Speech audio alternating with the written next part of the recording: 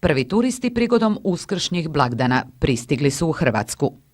Kako bi im prezentirali bogatstvo gastroponude, Marina Frapa u Rogoznici organizirala je dane pršuta i maslina, na kojima su i naši kaštelani predstavili svoje proizvode.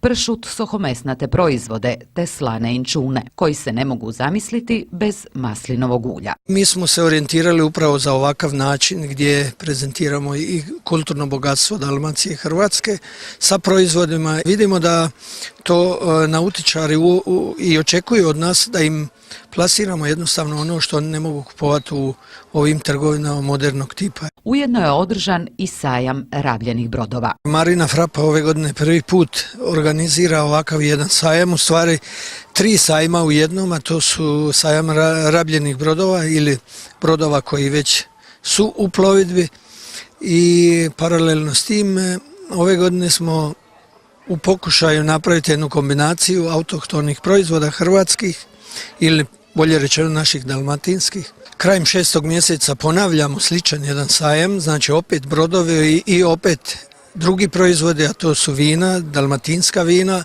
i sir. Budući da je Marina Frapa iznimno poznata i cijenjena među nautičarima, ovo je bila dobra prilika obiteljskim gospodarstvima iz Kaštela, Drniša, Žrnovnice, Marine, Primoštena, Promine i čitavog ovog kraja da turistima prezentiraju bogatstvo domaćih autohtonih proizvoda, po kojima Hrvatska postaje sve prepoznatljivija u svijetu.